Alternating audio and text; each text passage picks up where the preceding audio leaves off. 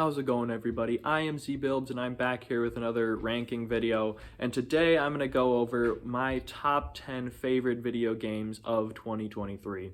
Now, this was absolutely a masterful year for video games, one of the best that I've ever been a part of, and I played a lot of them this year, at least for me. Now, this is not going to be the most comprehensive list. I didn't play 50 or 60.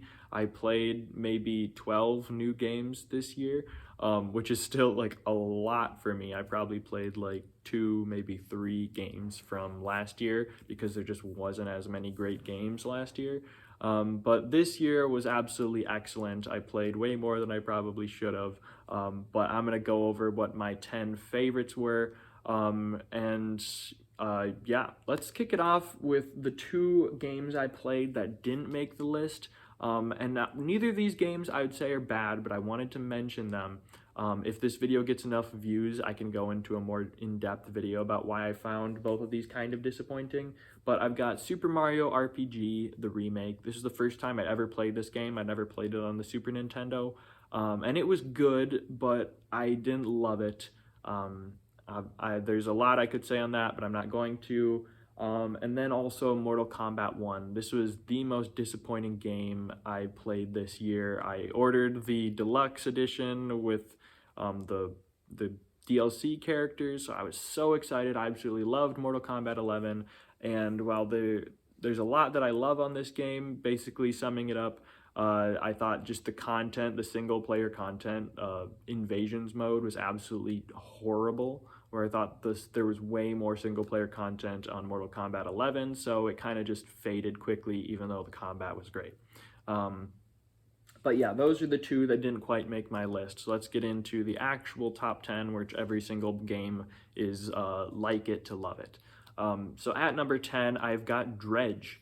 Now, every year, I always try to go out of my way to find what some of the best indie games are because they're just, short, cheap, and fun games that I can sink my teeth into. And one of the better ones I played this year was Dredge. Now, it definitely caught my eye as being this weird Lovecraftian fishing game. And it was just really fun and unique.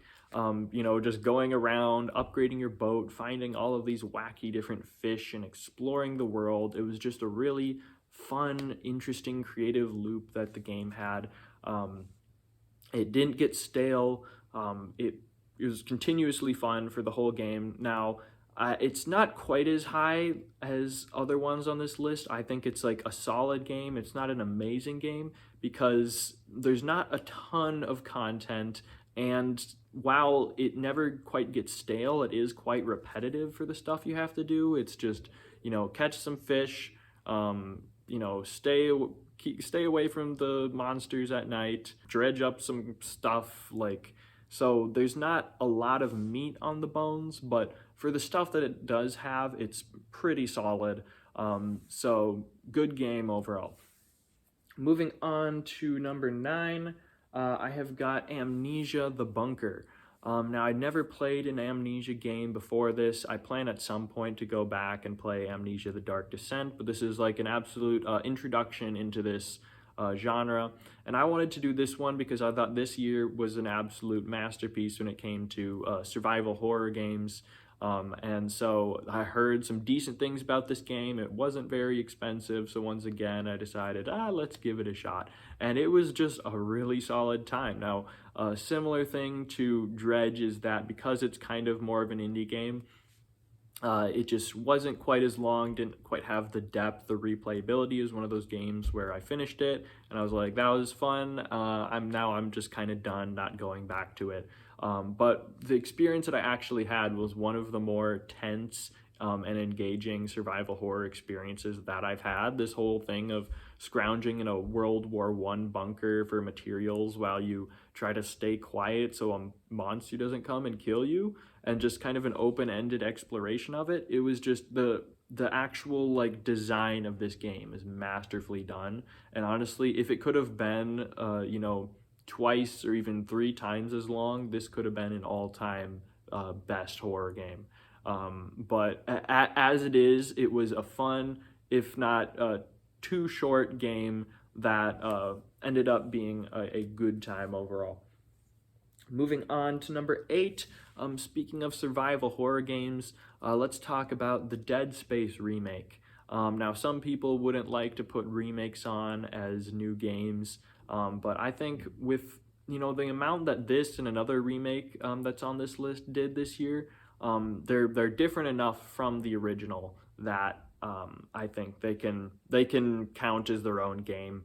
Although I haven't played the original Dead Space, I have seen like comparison stuff. So yeah, this was just a really fun game.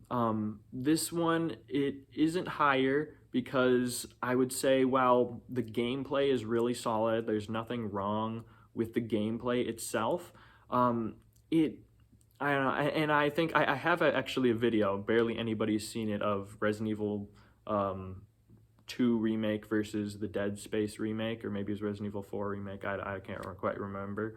But the kind of the main difference is there's not quite as much tension in this game as I would like, although it is like kind of creepy, all of these xenomorphs and having to dismember them limb by limb. It's just it feels more of like an action game that has horror elements to it than a horror game that has action elements to it, which isn't really a problem, but it kind of made like a lot of like the scrounging for ammo, trying to survive type of thing feel a little bit unnecessary because I just always had enough ammo. Now I haven't played in the hard mode, so maybe I should do that. And it was also a little bit too linear and a little bit too samey on some of the different environments. But either way, like those are that's why it's not higher. I'm making it sound like I don't like this game, which is not true, because what this game does good, it does really, really great. The monster design, the combat is absolutely superb, absolutely top tier. There's some great boss fights. The story is compelling and engaging throughout. So this is a really well done remake and just a really well done, horror game, overall action horror game. So yeah, that's Dead Space Remake at number 8. All right, moving on to number 7, I've got another indie game, and that is Darkest Dungeon 2. Now, I've played Darkest Dungeon 1, I've never quite finished it. That game is just brutally hard, and I just didn't have it in me. I got to the Darkest Dungeon, and then my party got wiped, and then I got invaded, and all of my backups got wiped, and so I was like, oh man, the amount of time I'd have to sink in to actually finish that game, I was like, yeah, good game, but done with it. This game, I think, kind of fixes that problem of just the repetition of just all of your guys dying and then just having to grind and grind and grind to get them back up by turning that style into a true roguelike experience, which I think is just a perfect blend for that. I know it's kind of mixed in the community as whether people love that style or not, but this ended up just being a really solid game. Once again, I haven't quite finished this game either because it is also incredibly brutal. I plan to go back and finish it at some point. But I mean, the style that it has is just really great. It takes the animations of the first one and makes it even more impressive and interesting looking. Every single class brings something new to the table. It is, very fun, very replayable. I love the style and the aesthetic that it has. It isn't any higher because it's not one of those games that absolutely just blew me away. But it was just really fun, really engaging, and just a really solid game. Moving on to number 6, I have got Allan Wake 2. This is a game that has got a ton of accolades, and for good reason, because I think this game is absolutely excellent. This one was really hard to place because there's so much I love about this game, but kind of the main factor that I think that it's at this spot is just the fact that it's not a very replayable game. It's kind of one of those games that is so story driven that once it's done, there's not too much incentive to go back and replay it. Now, I would like to replay it at some point, and maybe it would be higher after I replay it. But it's just one of those games where I was like, that was great. There's not really anything problem I had with it. But once I was done, I just kind of felt like I was done and there was no reason to go back and play it anymore. But yeah, either way, the stuff that is in this game is excellent. As far as survival horror, it's absolutely great. Is a great balance between, managing your inventory and your ammo and all of that stuff. There's two unique characters that have radically different types of combat and guns and enemies, that it's always fresh and interesting. The story, despite making it less replayable, is one of the most intriguing parts of this. It's super interesting. It's hard to describe without playing for it yourself, and there's like just some of the most creative, unique, even goofy stuff that I've seen in a survival horror game that is definitely going to be very memorable. If you know the singing part, that was just absolutely amazing. So this is one of those games that it's kind of, even though it's not terribly replayable, I'd still recommend it for anybody who's a fan of a survival horror game or just a fun horror game in general. So yeah, that's Allan Wake 2 coming in at number 6. Moving on to number 5, I've got Super Mario Bros. Wonder. This is another one that's really hard to place because I actually got this as a Christmas present, and at time of recording, I have not finished it yet. I think I'm about over 3/4 of the way through it, so I feel like I have good thoughts on it, but I have a limited time where I'm going to be home, so that I have to record before I go back to my dorm room with all of my roommates there making noise.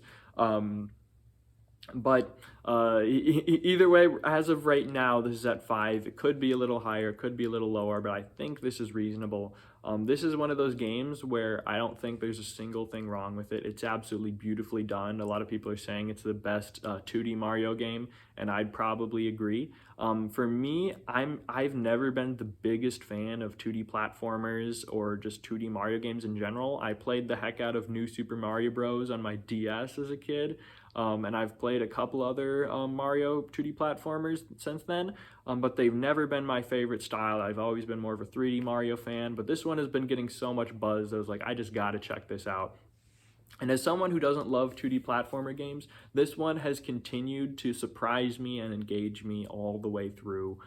It has just been so fun and unique, and just super, super great.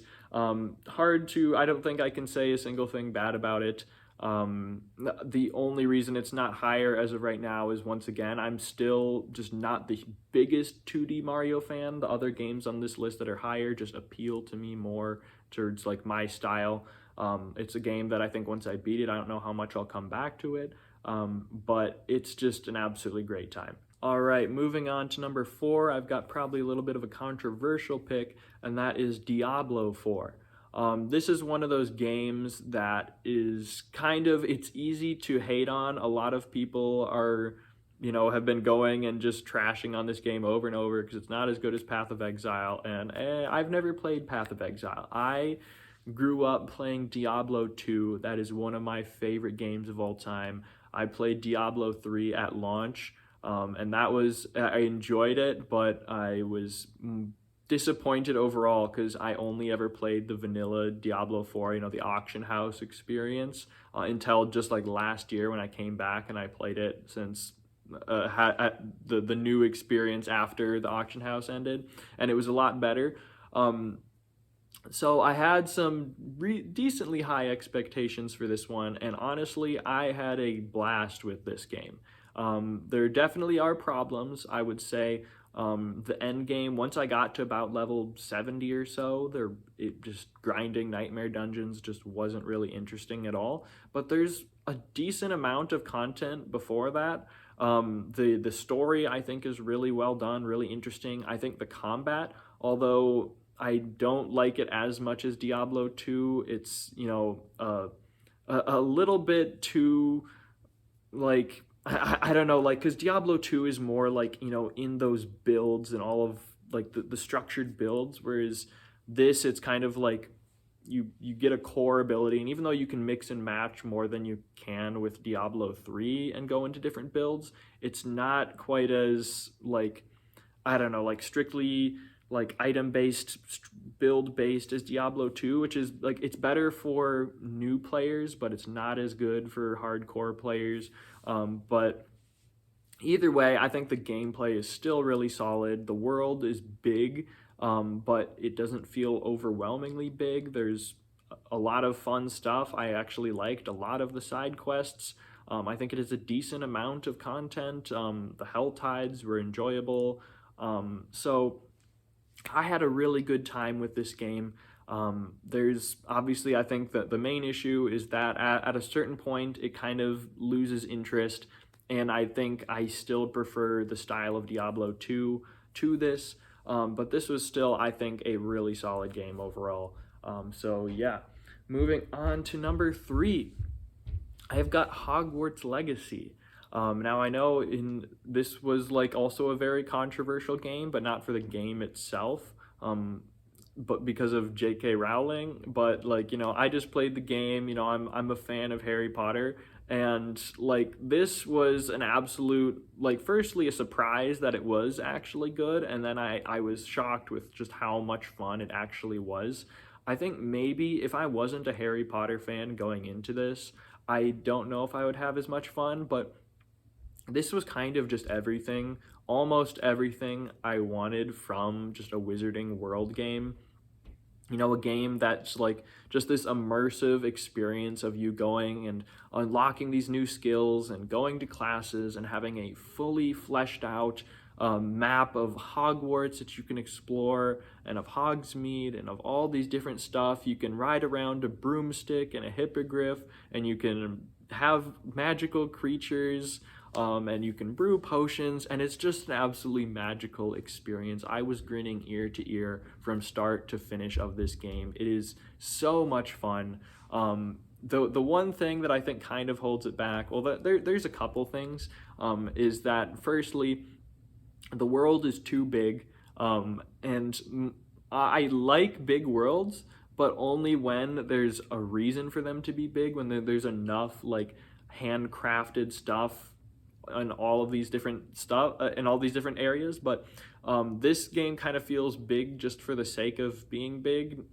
It doesn't really justify it. There's too much copy paste stuff throughout the world. There's towns. There's like, okay, put a town here and put some Merlin trials over here, and then make it big so you can fly around a lot on the broomstick. And it was really only like the broomstick races that I thought sort of justified the scale of this. But at a point after I was done with the main quest and a couple of the side quests, there wasn't too much that I wanted to go and keep doing. But overall, I would say the core experience of just going through that main story and exploring the main parts of Hogwarts and Hogsmeade and unlocking spells and just being in the world itself, like, even though it eventually becomes kind of repetitive, it still was just an amazing experience that I think if you're a fan of Hogwarts, like Harry Potter or Wizarding World stuff, you will absolutely have a blast with this game. Moving on to number 2, this one was really close with the Hogwarts Legacy as to whether I liked it more, but I think it's close. I could flip-flop them, but I've got Jedi Survivor. Now, I'm absolutely a huge Star Wars fan, probably even a bigger Star Wars fan than I am a Harry Potter fan, and I played Jedi Fallen Order, and I liked Jedi Fallen Order, but I didn't love it. I think it's just because the combat, like, while it was good, it ended up just getting kind of stale after a while.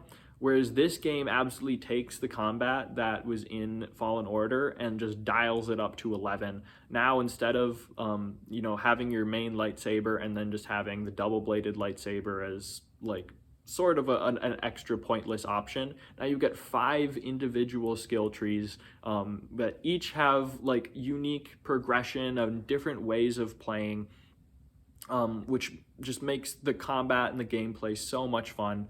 The world itself, there's different planets, there's some like really big fun open world areas that are just great to explore, and a lot of really good stuff to them. The story, I think, is absolutely spectacular. I think it is even better than Jedi Fallen Order, I would say that the earlier part of the story is a little bit when it's like that one guy who wants to go to Tanalorr and Tanalorr's mine. Like, he's kind of forgettable, but the way it ends and the twist that it has, I think is really solid, really emotional. I think Cameron Monaghan, or Monaghan, I don't know his name, he should have won the Best Performance at the Game Awards. But I haven't played Baldur's Gate 3. That's a quick interjection. I plan on playing that soon, and that would probably be really high up here if I'd played it at time of recording. But the guy who won there probably deserved it too. But either way, this is an absolutely excellent game. The one major drawback I would say in this game is the fact that it was so buggy at launch. When I played it, like, I mean, it wasn't buggy, but the frame rate was absolutely trash. Whenever I was on like Bogano, the big open world area, man, the stuttering that thing had was bad. And there's one quest line, the bounty hunting quest line, that eventually got like locked out of. Then because of that bug, I stopped playing the game, and then I just kind of forgot to come back to it. So it's a game that I've always wanted to come back to and finish up some of the side quests, but because it was so buggy at launch, it just kind of ruined some of the experience for me. But overall, I still had an absolute blast with this game. I think this is one of the better Star Wars games out there. And so yeah, that is Jedi Fallen Order at number 2. Now moving on to number 1, this is my number 1 by a decent margin, and that is the Resident Evil 4 remake. I am a huge Resident Evil fan ever since I played the Resident Evil 2 remake a few years back. And since then, I obviously haven't explored quite as much of Resident Evil as I wanted to, but I have played the original Resident Evil 4 going into that. And I remember playing that game, I was like, this is fun, but man, this is really dated. This is in desperate need of a remake. And man, like, this game is literally that original, the good stuff of Resident Evil 4, and then just taking out the bad stuff, getting rid of the quick time events, and just making it everything just amazing. Like, I don't think there's a single thing wrong with this game that I could say. It is just, as far as action, it is excellent. The survival horror mechanics are still there. There's still some good inventory management stuff. Like, every single gun is fun to use and fun to upgrade. The world is interesting. The story is even better than the original when they're actually fleshing out Luis and Ashley so much better. The boss fights are somehow even better too. I haven't played Separate Ways yet. I really need to do that. But like it is so replayable too. I love a game that's fun on the way through and makes me want to come back and play it again and again and again. And I have beaten this game like 4 or 5 times, I don't know. But it's an amazing game. I think it is like the gold standard for doing a remake that is faithful to the original, but does not remake it beat for beat, actually adds and iterates on it a little bit. So yeah, I love a good survival horror game. I love Resident Evil, and this is one of the best Resident Evil games out there. So that is my top 10 favorite games of 2023. Let me know in the comments what games are your favorite of the year. What picks did you agree and disagree with? And would you like to see me do some other top 10s or some other videos, like going over the games that disappointed me this year? So let me know in the comments. But that is all I've got for you today, so I will see you later.